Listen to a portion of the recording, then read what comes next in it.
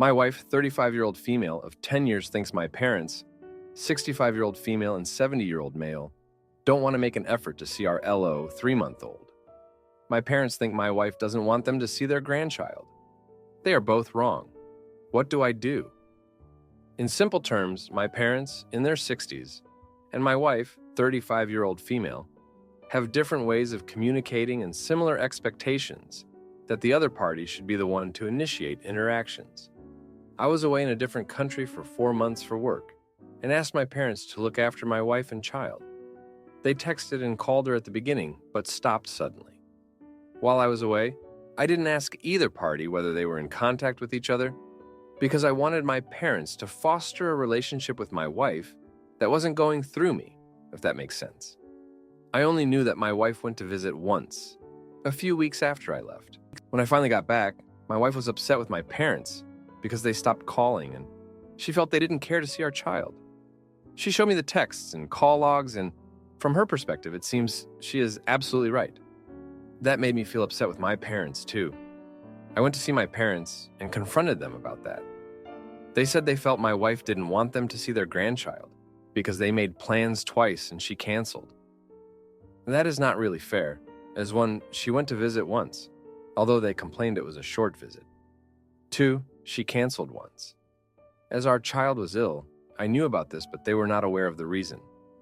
3, the second time that she canceled, she actually asked to reschedule for dinner instead of breakfast because they had a tough night, taking care of a toddler.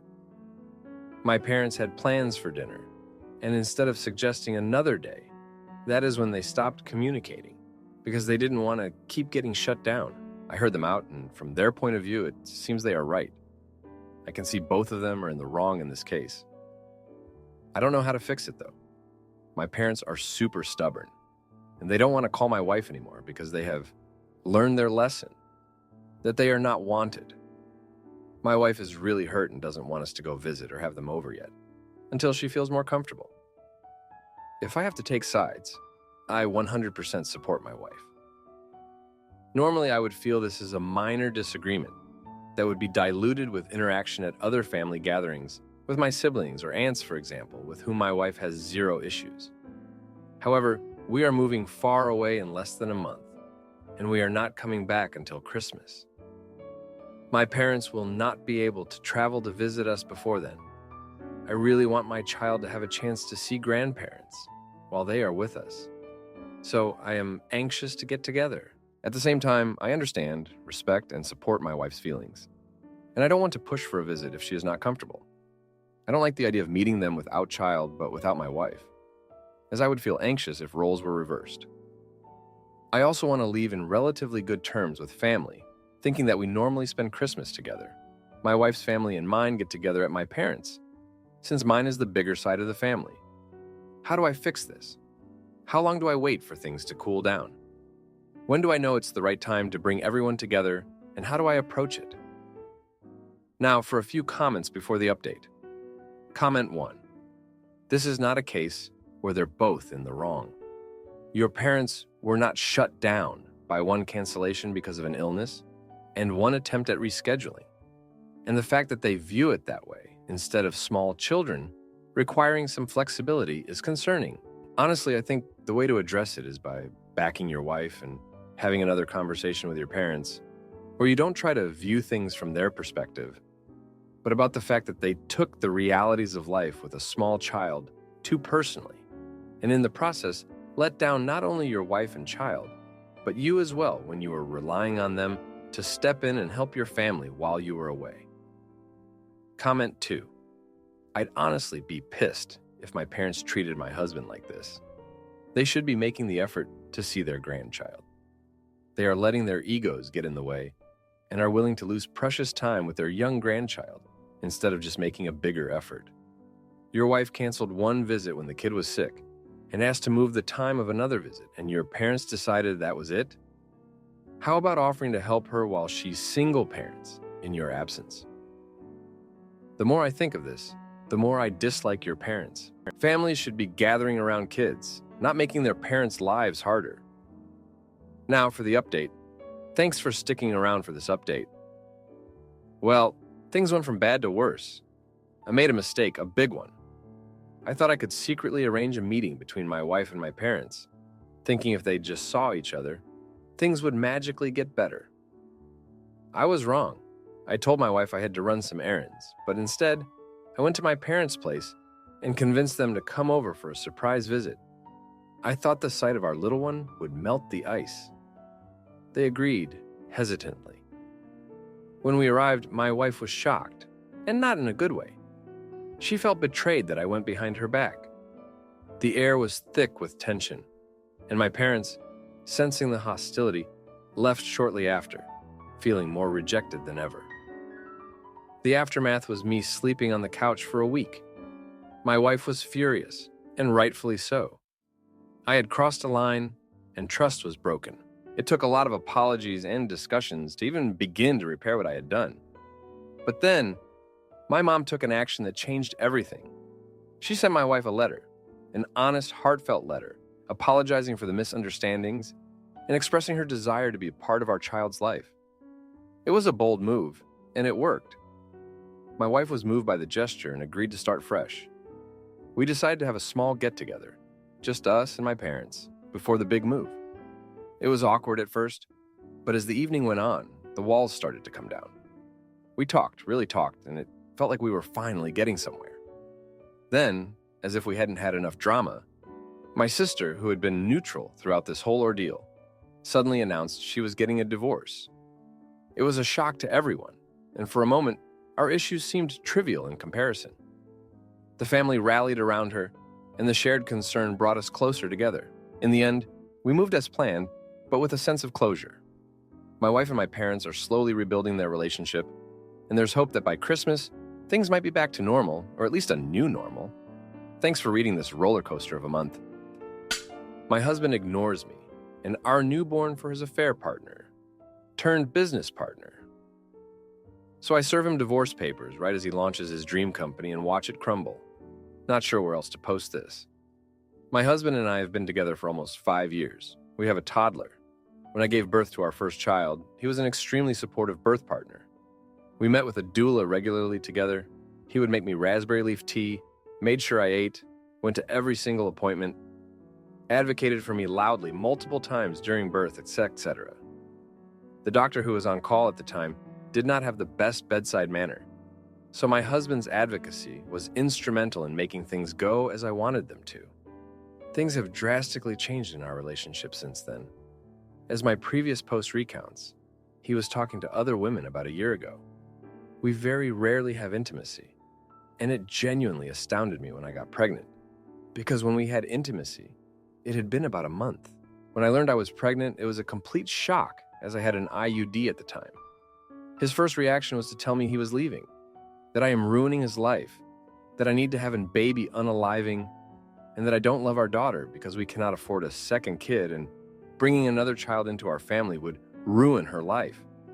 He stopped pressing for a baby unaliving within a week, but he told me he would likely be very unhappy in our new life and made it clear he did not want the baby.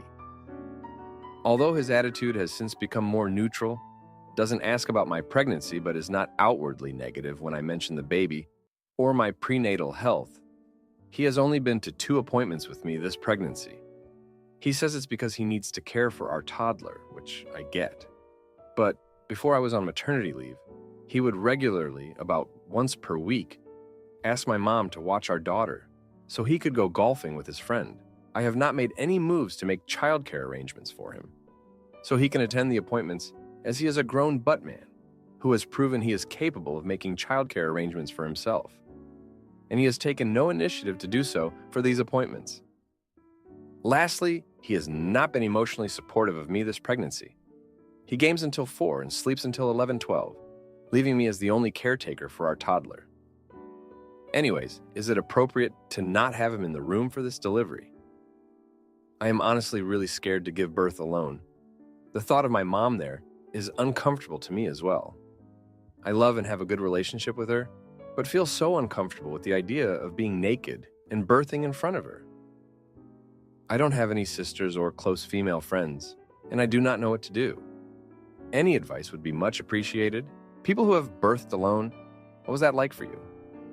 How do I even begin this discussion with my husband? Should I suck it up and let him be there? Now, for a few comments before the update. Comment 1. You're asking the wrong question here.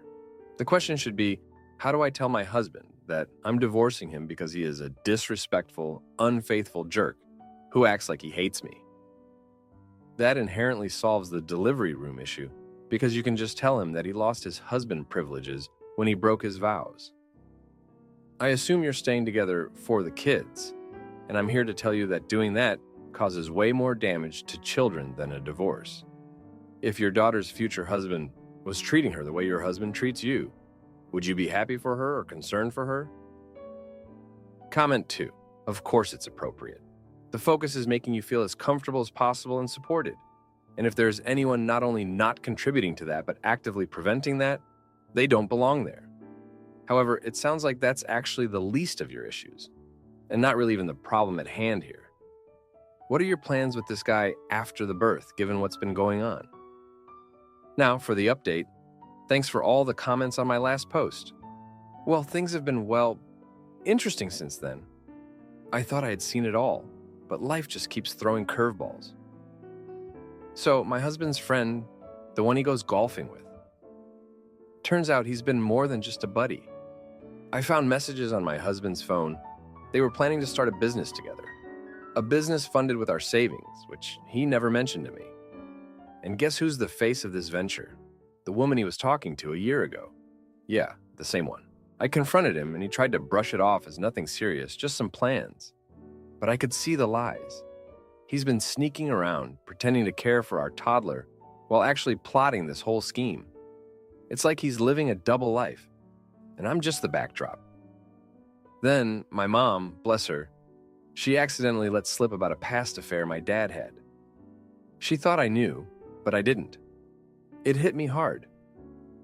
I started seeing parallels between my dad's betrayal and my husband's secretive behavior. It's like history repeating itself, and I'm stuck in the middle of it. Amidst all this, I went into labor, early. Panic set in. I had no plan, no one to be there. I called my husband. He didn't pick up. I ended up calling an ambulance and giving birth with just the medical staff. They were kind, but it wasn't the same. I felt so alone, and when I held my baby for the first time, I was overwhelmed with a mix of joy and sadness. When my husband finally showed up, he had the nerve to act like the doting father, but I could see the guilt in his eyes. He knew he messed up, but there was no going back. I let him stay, thinking it was the right thing for our kids. But every time I look at him, I feel resentment. Now, I'm back home, trying to juggle a newborn and a toddler, while my husband is working late on his new business. I'm exhausted, emotionally drained, and I can't shake the feeling that I made the wrong choice letting him back into our lives so easily. Thanks for reading. My fiancé wants a prenup, but plans to be a stay-at-home mom and talks to her ex. So when I discover the baby might not be mine, I cancel the wedding and expose her true colors. I, 36-year-old male, have been discussing our future with my girlfriend, 32-year-old female, about marriage and family. We've been together for just under 2 years and we have no children together. We have been living together for a year. She frequently brings up children, as I know she wants them, and marriage, which I would like as well. However, she has her own savings in the form of an apartment, which she would like to protect via a prenup before we would ever get married. I have very little compared to her assets. Although I personally dislike a prenup, I completely understand and am not against the idea. However, she has made it clear that her intentions, after we get married, are to stay at home with any children and not work again, ideally never again. I, however, would of course be working. Furthermore, I would be on a higher salary than her upon working after we get married in any setting. Thus, I would want a prenup to protect any future earnings that exceed what she would be bringing into the relationship. Even if she did return to work at some stage, her earnings would be below mine. However, she believes that everything should be equal upon marriage, aside from her assets, which she gained prior. I don't believe this is fair, as in the future, I'll have more assets than she does. She frequently refers to money, and should any discussion go against what she wants, money and finances are her first point of concern. When trying to have a discussion about this, she has made comments like, "We can't agree on a future together. Don't bother saving for a ring," and even going as far as saying, "I'm gaslighting her. All I want is for an equal and fair relationship." She says she doesn't see an option for us to be happy together anymore. I understand that she wants to protect her assets, and she is more than entitled to do so. But if I want to do the same, Amita, if we don't find a solution, it feels like to me there's no hope for a future together unless I outright agree to everything she says. Edit. To be clear, I would still be covering the majority of all bills, rent, mortgage, food, etc. I will also likely be doing any cooking. I love to cook, and helping out with cleaning, etc. The money I'm referring to as my own personal assets would be after all bills are paid and covered. Edit 2. To be clear, her intention is to stay at home and give up working, children or otherwise. It's not that she would be giving up her profession to stay at home, because I don't want to. If she did want to return to work or continue working, I would also have no issue with that, and yes, we would be well able to afford childcare costs. Now, for a few comments before the update. Comment 1. What you are proposing is extremely unfair, and if she has even half a brain, she would refuse to sign such a prenuptial agreement. Parents who stay home and take care of the kids provide just as crucial a contribution as the person who has an outside job. If the relationship ends, though, that person has nothing, because that job is unpaid. So many women wind up divorced and broke later in life because of that. No one should ever be in that position. Comment 2. I mean, do you want a spouse that stays at home with your kids? This sounds like a fundamental disagreement more than a money issue. Raising children at home is a form of labor, one you benefit from. If having a spouse at home is important to you, then you share your income. Now for the update. Thanks for sticking around for this update. So, things went from bad to worse. Remember how my girlfriend wanted to protect her assets with a prenup? Well, turns out she's been talking to her ex again. I found out when I overheard her on the phone, laughing in a way I hadn't heard in a long time. When I confronted her, she tried to brush it off as catching up with an old friend, but I wasn't born yesterday. This ex of hers, he's loaded, and I can't help but feel she's keeping him as a backup plan. Then, as if that wasn't enough, I got a call from my boss. "Budget cuts," he said. "My job's on the line, and now I'm scrambling to find something else before I'm out on my ear." The timing couldn't be worse. With all this talk of marriage and prenups, the last thing I needed was financial instability. I tried to talk to her about how we needed to be a team, especially with my job situation. But she just sat there, arms crossed, telling me I was overreacting, and that her talking to her ex was no big deal. She even had the nerve to suggest that maybe I should take this as a sign to start my own business, something I've mentioned in passing but never seriously. She said it with such nonchalance, as if the risk was nothing. And then, the bombshell. "She's pregnant," she told me with this expectant look, like she was waiting for me to jump for joy. But all I could think about was the timing, the ex, the job. It felt like a trap. I asked her if she was sure it was mine, and that's when she exploded. Accusations flew, words that can't be taken back. She said I was accusing her of cheating, which, to be honest, I was. I needed space to think, to breathe. So I went to stay with a buddy for a couple of days. While I was there, I got a message from her ex.